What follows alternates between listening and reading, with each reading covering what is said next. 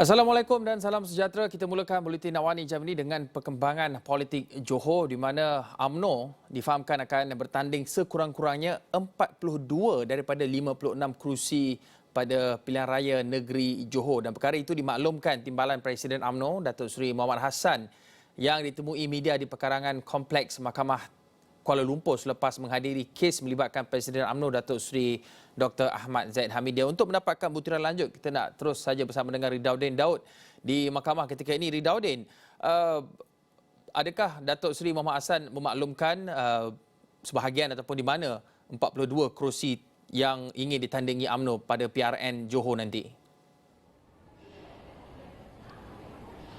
Baik Hakim, ya betul Hakim. Baru saja saya fikir sebentar tadi Datuk Seri Muhammad Hassan sebenarnya sempat juga pihak media di sini ketika beliau mungkin meninjau ataupun melihat sendiri pembicaraan ataupun keputusan melibatkan Datuk Seri Ahmad Zaid Hamidi.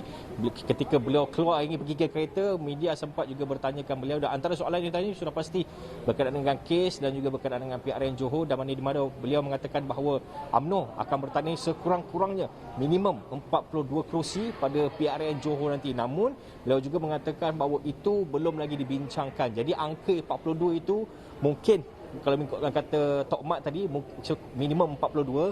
Jadi kita mungkin dapat jangkakan 42 adalah paling kurang, mungkin lebih juga ataupun mungkin tetap ada 42. Namun dari segi pembahagian kerusi, dari segi perbincangan siapakah calon, perbincangan bagaimanakah antara komponen BN berkongsi kerusi itu dan sebagainya, masih lagi belum dibincangkan. Dan menurut Datuk Seri Muhammad Hassan, perkara itu akan dibincangkan juga dalam masa terdekat, kerana kalau diikutkan sebenarnya walaupun belum dibincangkan apa lagi berkaitan dengan kerusi ini, namun beliau menegaskan UMNO perlu terus bersedia, terutamanya memberikan tumpuan kepada pengundi baharu. Kerana menurut beliau untuk Johor sebenarnya ada lebih 700,000 pengundi baharu. Jadi semua orang perlu bekerja keras, termasuklah UMNO.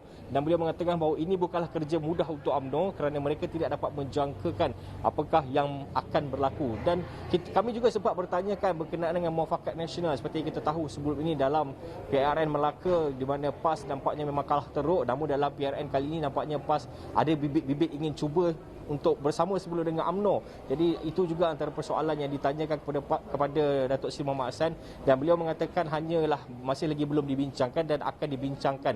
Kerana kalau diikutkan apa yang diberitahu oleh Johor, pendirian dari Johor, mereka cenderung untuk bergerak secara sendirian. Namun perkara itu juga akan dibawa kepada mesyuarat MT dan sebagainya untuk dibincangkan dan kemudian akan diputuskan.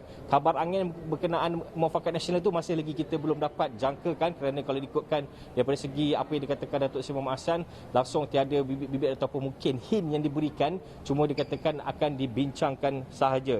Jadi itu antara yang perkara yang dikatakan oleh Datuk Seri Muhammad Hassan, dan antara lain beliau juga mengatakan walaupun UMNO sekarang dalam keadaan terbaik, menang besar di Melaka, menang besar di Sarawak, namun mereka tidak boleh memandang rendah apa yang akan berlaku di Johor, kerana setiap negeri, setiap pilihan raya coraknya berbeza, cabarannya berbeza, dan sudah pasti PRN-nya juga berbeza. Jadi beliau mengingatkan UMNO supaya terus bersedia, terus merangka strategi ampuh, kerana walaupun menang besar sebelum ini, mereka masih lagi perlu bekerja keras untuk memastikan mereka dapat menang Johor dan kemudian dapat majoriti yang lebih besar. Jadi itu antara intipati yang pastinya saya akan bawakan dalam laporan asroawani.com dan semua platform Astro Awani. So semestinya itu antara yang dibangkitkan oleh Datuk Seri Muhammad Hassan, dan pastinya ini akan bertebaran di Johor dan sebagainya. Dan tugas Firdaus Azil juga sudah pasti akan mula membuat follow up, kerana apabila Timbalan Presiden mengatakan sebegini, sudah pasti ia merupakan satu isyarat ataupun petunjuk bahawa strategi dan juga jentera sudah pun semakin bersedia untuk berperang dalam pilihan raya nanti. Jadi saya fikir itu saja antara yang dikatakan oleh Datuk Seri Muhammad Hassan, dan saya fikir buat masa ini boleh kembali dulu kepada rakan setugas Hakim.